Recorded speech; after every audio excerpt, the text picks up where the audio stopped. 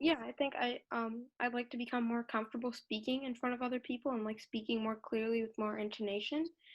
And I'd also like to be able to just not like continue to keep reading off of my paper, like to move, to like look up, to make hand gestures. I think that would be something that'd be very valuable for me to learn. More confidence that can deliver more not only confident but deliver better speeches. I get really heated during cross-ex debates, and I feel like I should stop that and be more informed or like less aggressive. It's okay to be passionate. We'll work on focusing that like a laser, though. So you get to be a judge, you get to be a critique. It should be kind of fun for you. So let's watch one of those, and then we'll talk about what could or couldn't be done better, so you kind of get a feel for how we would go about that. And then we'll watch to see if they did any better in their second draft. Does that make sense? Today, we have to affirm this bill to whatever PREPA something for two key reasons. First of all, because PREPA is costing Puerto Ricans, and second of all, because we have to avoid privatization at all costs. I feel like instead of saying like something in her speech, she could have like find a word to replace it, and then instead of just like, so then keep the speech going and then like have a strong argument.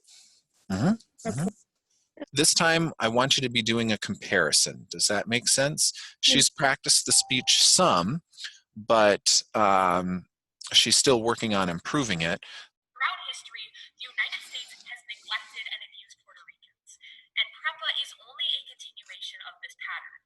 By passing today's legislation to fund PREPA, we're going to see that not only we're going to start carrying out some of the corruption from PREPA from within, but we're actually going to see that we're going to avoid higher rates that they're seeing right now. You can see that she's much more fluent with her speaking skills. She's much more persuasive, and she's using better transitions, such as like "let's understand" or according to the Atlantic News, the New York Times. She's using better transitions, so it's just more fluent, which results in a better speech. Definitely true. Now, those two speeches did not happen on the same day. Does that make sense? From version 1, she saw it, she watched herself, she and I talked about things. Part of the reason the camera zoomed in on her eyes is one of the things she was working on was better eye contact with everyone. So from time to time, the student recording it would zoom in just so that that student, Maddie, could see where her eyes were at and what it was that she was watching, if that makes sense. So usually we break a speech apart and we look at specific things and we talk about what we can do to improve them. So today I'm going to talk about the importance of exercising, such as running.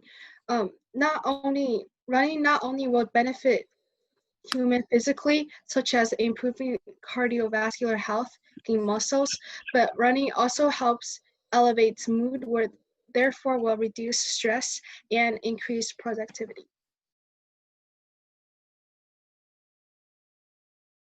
I think we should abolish the electoral college because, for the first reason, it should be a matter of the popular vote, not the vote of certain states. With Varsh, I have a question. Yeah.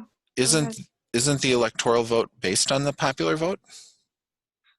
Well, the electoral vote is No, the electoral vote isn't based on the popular vote. It's based on the popular vote in certain states. So if a state like Texas is primarily Republican, then the 38 or 37 electoral votes will go to the Republican candidate.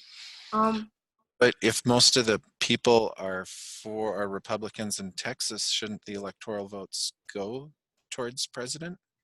Yes, but so that means if a Democrat in Texas will vote, that means that their vote won't be counted because the votes will go to the Republican candidate anyway. The second reason, just like that, my second reason is because a Democrat's vote in a primarily Republican state or Republicans vote in a primarily Democratic state won't count.